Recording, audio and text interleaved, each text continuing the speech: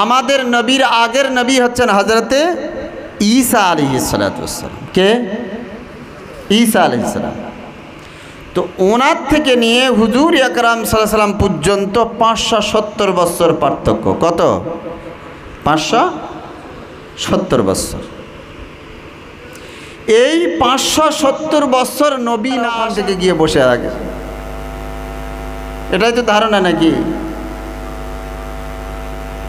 নবীর মোহাব্বত তুমি যদি এতটুকু না দেখাতে পারলে যে অন্তত একটু সময় পর্যন্ত বসে থাকো, তাহলে তুমি নবীর কিসির প্রেমে? একটু যদি আগিয়ে আসেন তো সুবিধা হয়, একটুখানি আগিয়ে আসুন না। হ্যাঁ, একটু আগে তো পাখা আছে সামনে, একটু আগিয়ে আসুন। পিছনে থাকলে শয়তান বলবে চল একটুখানি বাইরে থেকে ঘুরে আসি। অন্তত যতটুকু সময় আছে কিছু জিন্দেগির ভিতরে নেওয়ার চেষ্টা করি, কথা ঠিক কিনা? আমরা যারা এখানে বসে আছি তারা মনে করছে এই কটা লোক খুব গোমড়া লোক, বোঝে কম, তারা বসে আছে। কিন্তু আমাদের সম্পর্কে রাসূল কি বলছেন? قال النبي صلى الله عليه وسلم لا يقعد قوم يذكرون الله, ওই সমস্ত মানুষ যারা আমার জিকির জন্য, আমার হাবিবের কথার জন্য যারা এক জায়গায় বসলো, ইল্লা হাফাতাহুমুল মালাইকা, তারা কি করলো? যখন এই বসলো আমার স্মরণের জন্য, আল্লাহ আমার ফেরেশতা, আমি আমার ফেরেশতা দিয়ে ওই সমস্ত মজলিসটা চতুর্দিকে আমি ঘিরে নেই। বলুন সুবহানাল্লাহ। কি করে নেই? ইল্লা হাফাতাহুমুল মালাইকা, সমস্ত মজলিসকে, এই যে ছোট্ট যেটা মজলিস হলেও আমাদের কাছে, কিন্তু ফেরেশতারা এটা কি করে নেয়? ঘিরে নেয়। পৃথিবীর বুকে মজলিস হয় লক্ষ লক্ষ মানুষের মজলিস, হাজার হাজার মানুষের মজলিস।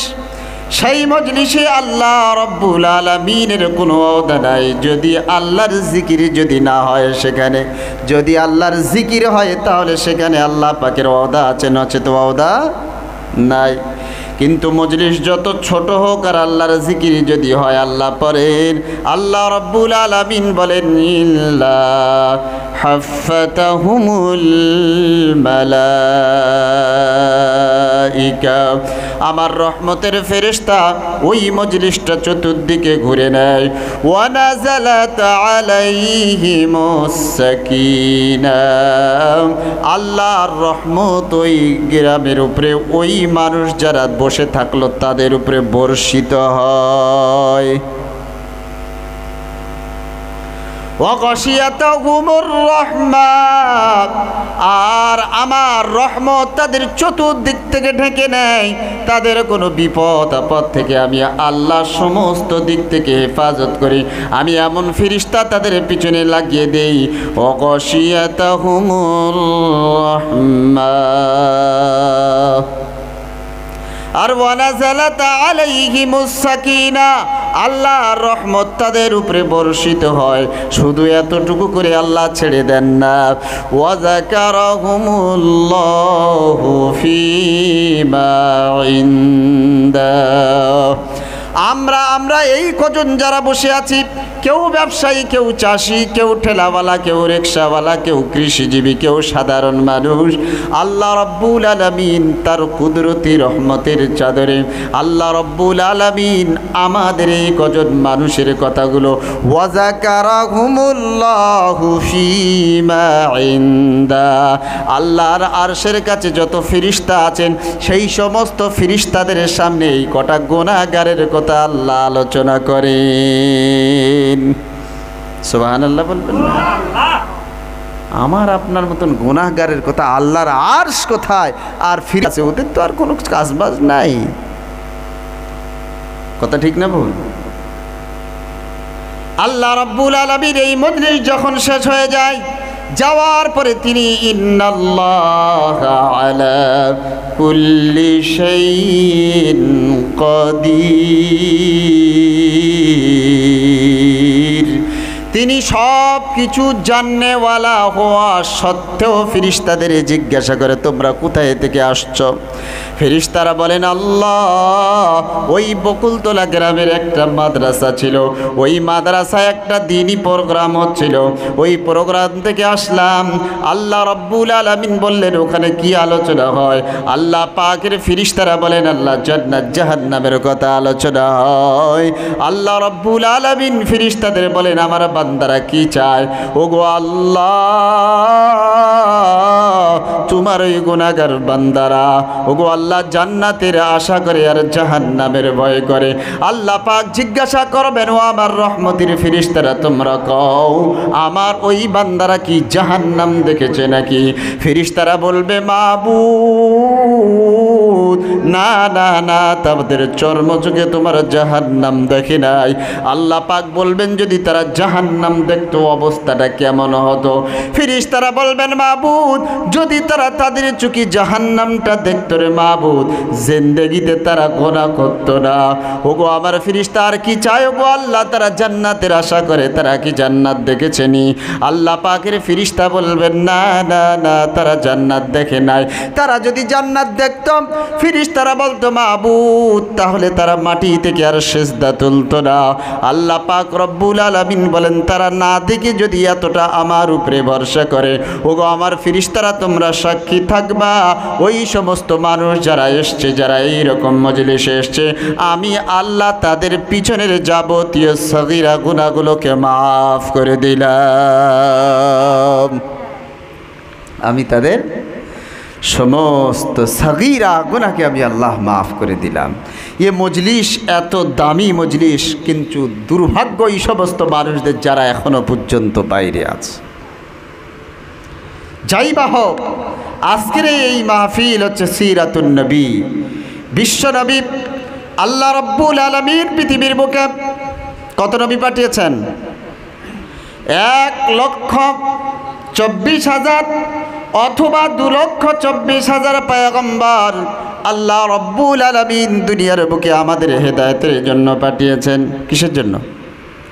আমার আপনার হেদায়েতের জন্য পাঠিয়েছেন, অন্য কিছুর জন্য নয়। আদম আলাইহিস সালাম থেকে নিয়ে মুহাম্মাদুর রাসূলুল্লাহ সাল্লাল্লাহু আলাইহি সাল্লাম পর্যন্ত এত নবী এসেছেন।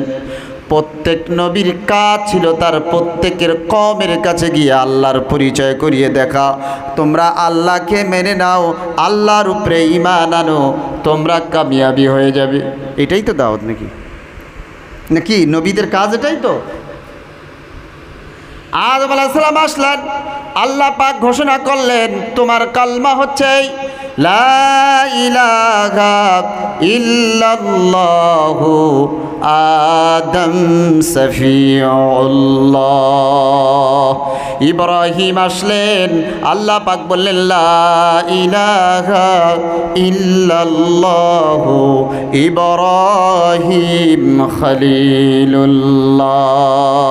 মুসা আলাইহিস সালাম আসলেন, আল্লাহ কলমা দিয়ে পাঠালেন লা ইলাহা ইল্লাল্লাহু মুসা কালিমুল্লাহ।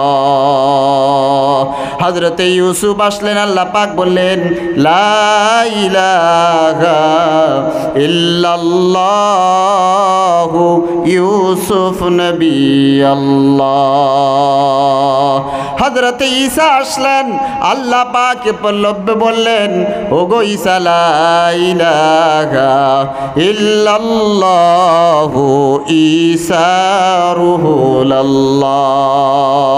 হযরতে ইসমাঈল আসলেন, আল্লাহ পাক কলমা দিলেন লা ইলাহা ইল্লাল্লাহু ইসমাঈল যাবিহুল্লাহ। নবী মুহাম্মদুর রাসূল আসলেন, আল্লাহ পাক বললেন লা ইলাহা ইল্লাল্লাহু মুহাম্মাদুর রাসূলুল্লাহ সাল্লাল্লাহু আলাইহি ওয়াসাল্লাম।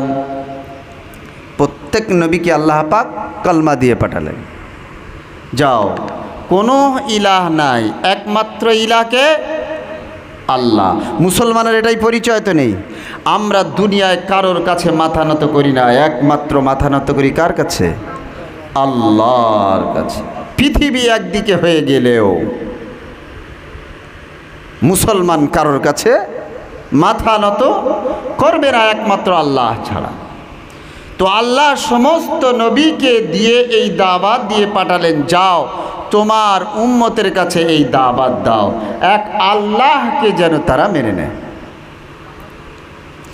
তো হযরতে ভালো করে একটু বোঝার চেষ্টা করি, আমাদের নবীর আগের নবী হচ্ছেন হযরতে ঈসা আলাইহিস সালাতু ওয়াস সালাম। কে?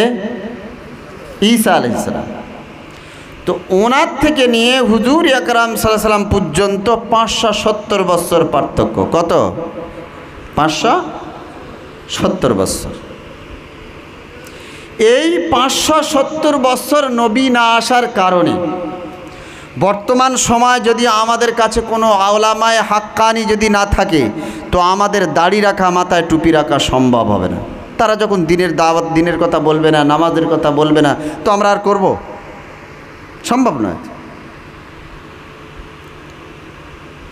তো নবী আসা বন্ধ করেছেন আল্লাহ পাক ঈসা আলাইহিস সালাম থেকে নিয়ে মুহাম্মদ সাল্লাল্লাহু আলাইহি ওয়াসাল্লাম 570 বছর নবী আসেনি। তো এই গ্যাপের মাঝখানে মানুষ বুত প্রস্তি শুরু করে দিল, ঠাকুর পুজো করত। কথা বুঝে আসছে? কেউ বলল দুনিয়ার মানুষের সব থেকে পৃথিবীর শ্রেষ্ঠ ঘর হচ্ছে বাইতুল্লাহ। কোনটা? বাইতুল্লাহ। তো এই বাইতুল্লাহর মধ্যে 360টা ঠাকুর ছিল। কত? 360। এ আমার অসুখ হলে সুস্থতা করবে এই দেবতা, এ আমার রিজিকের ব্যবস্থা করবে এই দেবতা, এ আমার কি করবে? বিপদ আপদ থেকে হেফাজত করবে এই দেবতা। সমস্ত দেবতাকে তারা এক একটা ভাগ করে নিয়েছিল। কিন্তু আল্লাহ পাক বললেন, তোমরা যে 360টা বুতকে তোমরা যে সেজদা করো, এ তো তোমাদের ইলাহ নাই। তোমাদের ইলাহকে এক আল্লাহ। হে নবী তুমি বলে দাও, কুল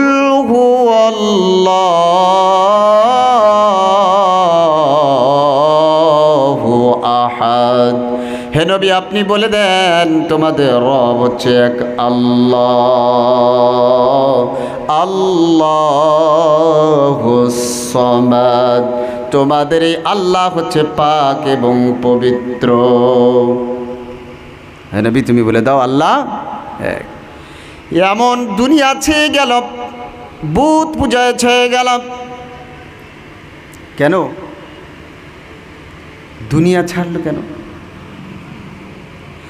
আরবে যে জিনিসটা হয় সেটা সারা পৃথিবী পৌঁছে যায়, তাই তো নাকি? কেন আমাদের এখান থেকে মানুষ যায় আরবে হজ করতে? যায় তো যায় না? ধ্যান দিয়ে শুনি ভাই, মন অন্যদিকে হয়ে গেলে বুঝতে পারবো না, আমরা আমাদের কথাগুলো বুঝতে পারবো না। হ্যাঁ, তো আরবে আমরা যখন যাই, হজের জন্য যাই, তো ওখান থেকে মানুষ সব কিছু নিয়ে আসে আরব থেকে। তো আদম আলাইহিস সালাম থেকে নিয়ে নবী মুহাম্মদ সাল্লাল্লাহু আলাইহি ওয়াসাল্লাম আসার আগ পর্যন্ত সমস্ত নবীরা সব কিন্তু ওই বাইতুল্লাহ তোয়াফ করত। আর এই যে 570 বছর যে পার্থক্য, এর মধ্যে তারা হিন্দু, ইহুদি, নাসারা, খ্রিস্টান হলেও এরা কিন্তু বাইতুল্লাহ তোয়াফ করত। এরা বাইতুল্লাহকে মানত আদম আলাইহিস সালাম থেকে এই পর্যন্ত। যত কম সে মুসলমান হোক আর অমুসলমানই হোক, বাইতুল্লাহকে ইজ্জত করত। তো ওরা যখন দেখছো বাইতুল্লাহর ভিতরে ভূত আছে, হ্যাঁ, তো আমরা প্রত্যেক দেশে এই সিস্টেম চালু করে দিই, ঠাকুর পূজা শুরু হয়ে গেল। এমনভাবে তারা দিন যাপন করতে লাগলো মক্কার মানুষ। এই বুত পূজা করতে করতে করতে করতে এমন পর্যায়ে পৌঁছে গেল, মানুষকে দাম দেওয়া হতো না। ও আল্লাহ বাবাজি ভাইয়েরা, মায়েদেরকে ইজ্জত করতো না, শুধু ধর্ষণ চলতো, ধর্ষণ। শরাব পান করা হতো, ওই মানুষ সব থেকে বড় দামি বলে গণ্য হতো। যে মানুষের বাড়িতে যত পুরাতন মদ থাকতো, কি থাকতো? পুরাতন মদ থাকতো, সেই সব থেকে ধনী। আমরা কি বুঝি? যার 20-50 বিঘে জমি আছে, অনেক টাকা আছে, গাড়ি বাড়ি আছে, সেই ধনী। কিন্তু তাদের সিস্টেম হলো যার বাড়িতে যত পুরাতন মদ থাকবে সেই হচ্ছে সব থেকে বড় ধনী। মানুষের মাল কিভাবে লুণ্ঠন করতে হবে, নিজের স্ত্রীকে জুয়া খেলায় হেরে গেলে অন্যজনকে দিয়ে দেওয়া হতো, নাও তুমি আমার বিবিকে নিয়ে নাও। নিজের কন্যা সন্তান যদি জন্ম হতো, জিন্দা তাদেরকে মাটির ভিতরে গেড়ে দেওয়া হতো। আল্লাহ পাক বললেন, বিআইয়ি যামবিন কুতিলাত, কোন অপরাধে তোমরা তাদেরকে শাস্তি দিতে, তোমরা তাদেরকে কতল করতে বলো? মানুষ কুয়ায় উটের পানি খাওয়াতে যেত। মক্কার মানুষরা এমন বর্বর ছিল, এমন অশালীন ছিল, এমন বদতমিজ ছিল, দুনিয়ার সব থেকে নোংরা মানুষকে হার মানে দিত। যখন তারা তাদের জানোয়ার, জঙ্গলি জানোয়ারগুলো, উটগুলো পানি খাওয়াতে নিয়ে যেত কুয়ায়, দুজনের মধ্যে ঝগড়া হতো। এ বলতো আমার উট আগে পানি খাওয়াবে, কেন? আমি অমুক গোত্রের লোক, আমার মর্যাদা বেশি। দ্বিতীয়জন বলতো, এই আমি পানি খাওয়াবো আমার উটের আগে, কেন? আমার সম্মান সব থেকে বেশি, অথবা আমার উট পানি খাবে, আমার উট পানি খাবে। বলতো না, এই করে দুজনের লড়াই লাগতো। এই লড়াই থেকে গোত্রে পাড়ায় পাড়ায় লড়াই, বংশ কি বংশ লড়াই, বছর কি বছর ধরে লড়াই চলত। আর যারা হেরে যেত তাদের মাথাটা কেটে নিয়ে বল খেলা করা হতো, আর তাদের মক্কা শহরেরকে দাঁড়িয়ে দেওয়া হতো, দেখো দেখো আমরা কত পারদর্শী। আবার উটেরা আগে পানি খেতে দেওয়া হয়নি, তার ফলস্বরূপ কেমন হলো দেখো। এই মাথাটাকে ছাড়িয়ে খুলি বার করে ওই খুলিতে মদ পান করত, মানুষদেরকে দেখাতো, দেখো দেখো আমরা কত বড় বাহাদুর, আমরা কত বড় বাহাদুর। আবার উটের আগে পানি খেতে দেওয়া হয় নাই। এত জুলুম এবং অত্যাচার চলত। কোনো একজন মহিলা, গর্ভধারিণী মা যদি সামনে থেকে যেত, দুজনে বসে থাকতো, বলে এই বলতো ওই মেয়েটার পেটে কি আছে, ছেলে আছে না মেয়ে? তো একজন বলতো ছেলে, তা বললো না মেয়ে। তো তর্ক হতো, মেয়েটাকে ধরে আনা হতো, এনে বুক চিরে বাচ্চা বার করে তাকে দেখা হতো, দেখ কি আছে। কি জন্তু জানোয়ার হইলে এইরকম পাশবিক অত্যাচার করা হতো।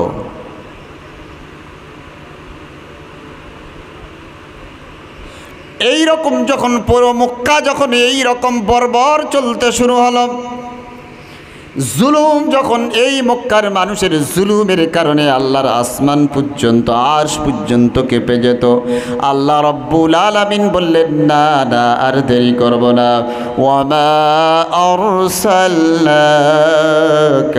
ইল্লা রাহমাতাল লিল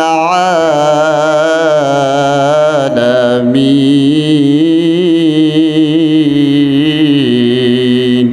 আমার রহমতের নবীকে এবারে পাঠাবো এই অশান্ত পৃথিবীকে শান্ত করার জন্য। আমি আল্লাহ রব্বুল আলামিন এই ধরার বুকে আমার হাবিবুল্লাহকে আমি কি করব? প্রেরণ করব। ও দুনিয়ার মানুষ, তোমরা জানো না আমার হাবিব কত বড় মানুষ। আমি আল্লাহ আমি আল্লাহ আমার পরের যার চেয়ার সেটাই হচ্ছে আমার হাবিবুল্লাহ। আমি আল্লাহ যেমন এই কষ্ট দুঃখ জুলুম যন্ত্রণা সহ্য করতে পারি না, আমার হাবিবকে দিয়ে এই পৃথিবীর সমস্ত রকমের সমস্ত কুসংস্কার, সমস্ত জুলুম, সমস্ত রকমের ধর্ষণ, সমস্ত রকমের কন্যাদেরকে জিন্দাদার গোর থেকে আমি আল্লাহ রব্বুল আলামিন আমার হাবিবের মাধ্যম থেকে সমস্ত মানুষদেরকে এই জুলুমের হাত থেকে বাঁচানোর জন্য আমি আল্লাহ সিদ্ধান্ত নিয়েছি এবার আমার হাবিবকে পাঠাবো।